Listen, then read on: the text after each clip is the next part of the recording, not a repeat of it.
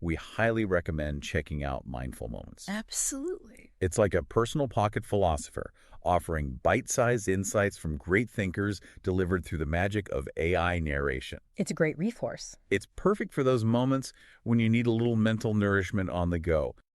100 sextillion stars. I mean, just try to wrap your head around that number. It's vast. It really is. Completely dwarfs our everyday experience, doesn't it? Totally.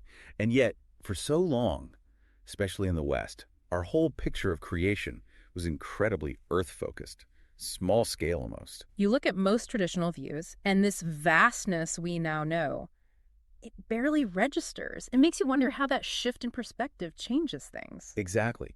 And that's what we want to dive into today. How does exploring the universe through science give us, maybe, a different way to grapple with the big questions? Existence, wonder, our connection to it all. And we're drawing a lot from Carl Sagan's thinking here, specifically from his work, The Varieties of Scientific Experience. He had such a knack for this. He really did. He connected that scientific drive with a deeper sense of awe, didn't he? Absolutely. Science wasn't just cold facts for him. It was driven by that fundamental human curiosity, that wonder. Like when you just stand outside on a clear night and look up, that feeling, it hits everyone, I think. Mm-hmm.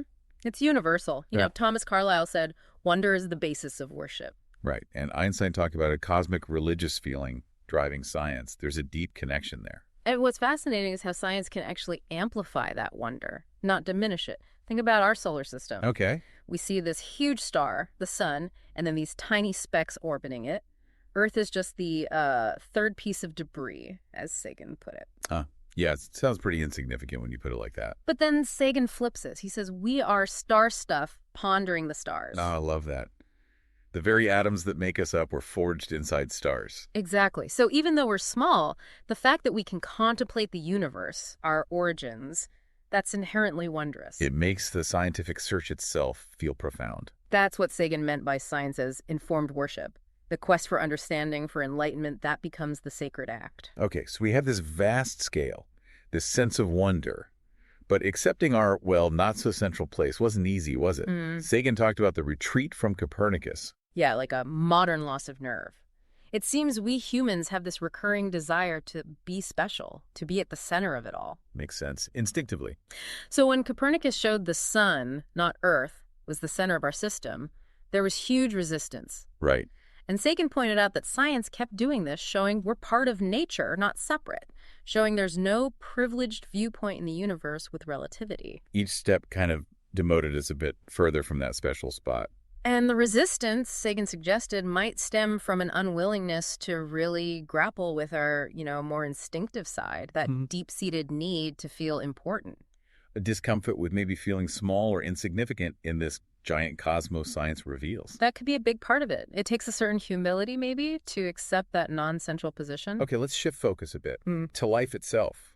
Finding organic molecules, the building blocks out in space, like in comets. Yeah. That's pretty mind-blowing. It really is. Back in the 19th century, William Huggins used spectroscopy, basically analyzing the light from Comet Winnick. Like a fingerprint of its chemicals. Exactly. And he found diatomic carbon, C2. And the weird thing, its light signature looked a bit like olive oil. Olive oil? Seriously? Yeah. Showing these basic carbon molecules, the foundation of life as we know it, are just out there, not unique to Earth. And we found even more complex stuff since then, haven't we? Oh, yes. Radio astronomy has picked up things like hydrogen cyanide, acetonitrile, molecules directly implicated in theories about how life got started here. So the raw ingredients are scattered everywhere. It strongly suggests that, yeah. And think about how molecules just naturally organize themselves. Water forming ice crystals, for example. That hexagonal structure. Matter tends to build complexity. Which brings us to Titan, Saturn's big moon. Sagan called it a planetary scale experiment. Why is it so interesting? Well, Titan has this thick, soupy atmosphere full of organic molecules, even thicker than Earth's atmosphere, pressure-wise. But it's freezing cold there, right? No liquid water. Extremely cold, yes. So liquid water as we need it seems unlikely on the surface. But it's like a snapshot of maybe what very early Earth was like, before life really got going. Organic chemistry happening on a massive scale. Just potentially frozen at an early stage. So future missions could tell us a lot about prebiotic chemistry. Huge potential, yes. And when you look back at Earth, life seems to have appeared remarkably quickly. How quickly are we talking? Well, Earth formed about 4.6 billion years ago. Things settled down maybe 4 billion years ago, and we see the first solid fossil evidence, complex algal mats actually, around 3.5 billion years ago. So within roughly 500 million years of conditions becoming suitable, that does sound fast on a cosmic timescale. It does, and Sagan argued that if something happens relatively quickly, it suggests the process might be, in a sense, easy, or at least likely. Meaning the origin of life might not be some near impossible fluke. That's the implication. It hints that maybe life arising is sort of built into the laws of physics and chemistry, given the right conditions. Which, if true, would mean the universe could be teeming with life. Okay, but people always bring up the probability argument. The odds of even a simple protein forming by chance are astronomical. How do we counter that? Right. That's the tornado in a junkyard assembling a 747 worth kind of argument. It sounds compelling, but it misses the key factor: natural selection. It's not just random shuffling forever. Exactly. First, you don't need a perfectly formed complex enzyme right away. Enzymes have what's called an active site, just a few crucial amino acids doing the main job. Getting a basic functional molecule, maybe one that can roughly copy itself, is a much less improbable step. Okay. Once you have any kind of self-replication, even messy, inaccurate replication, natural selection kicks in. It's a sieve.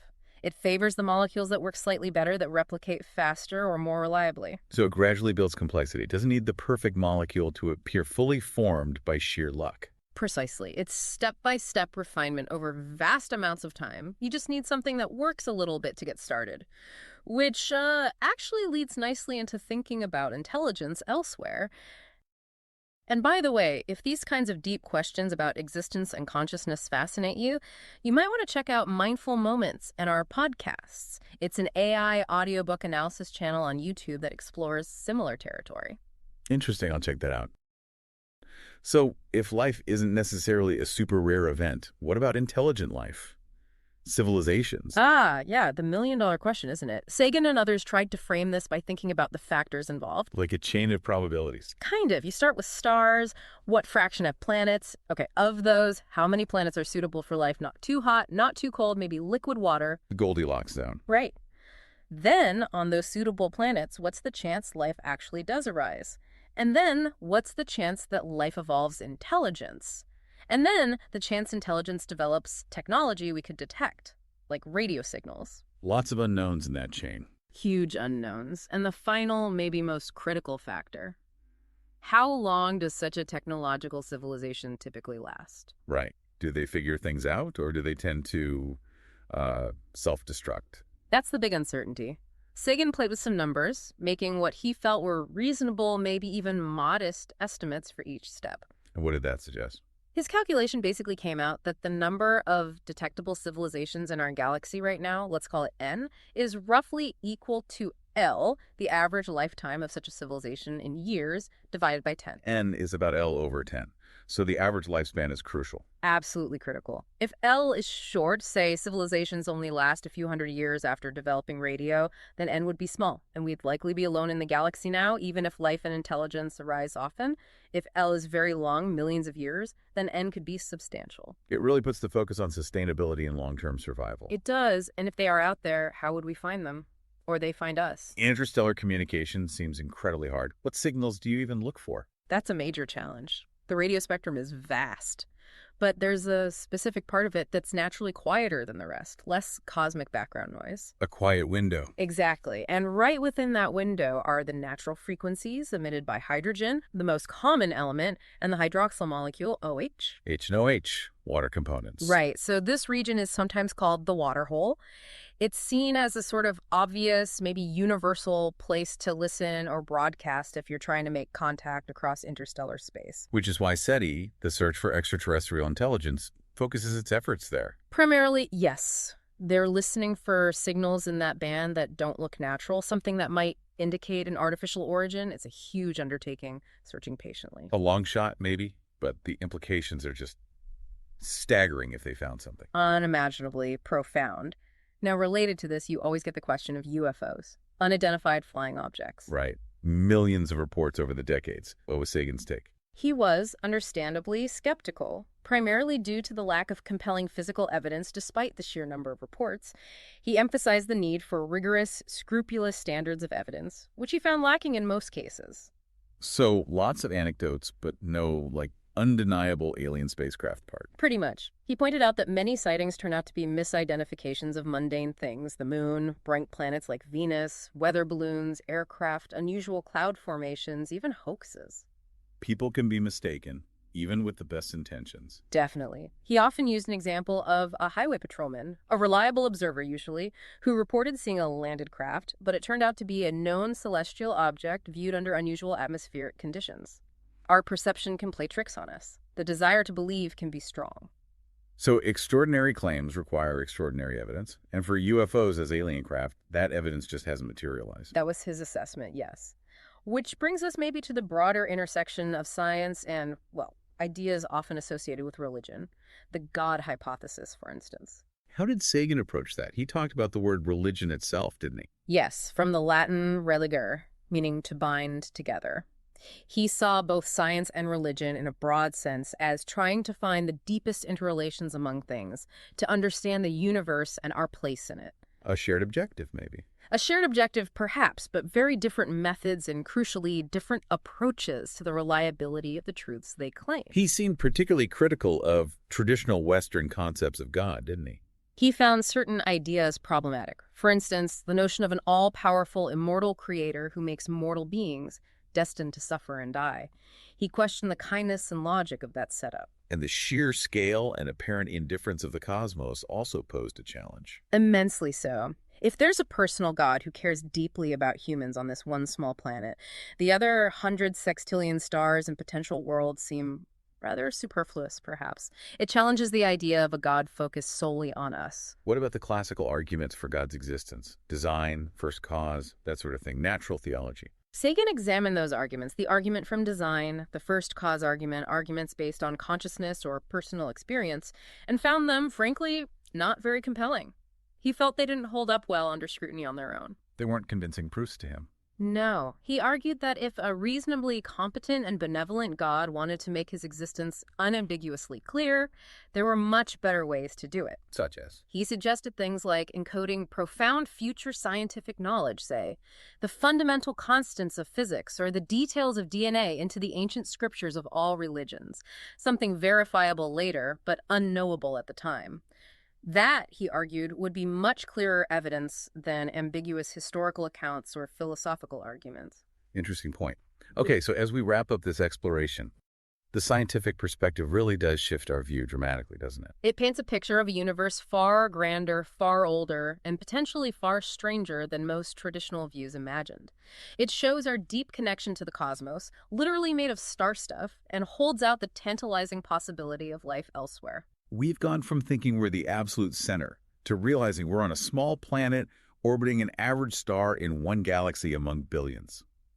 It makes you wonder what other core beliefs might change as we learn more. It's a continuous journey, isn't it? That ongoing quest for understanding, driven by curiosity and evidence, is maybe one of the most defining human characteristics.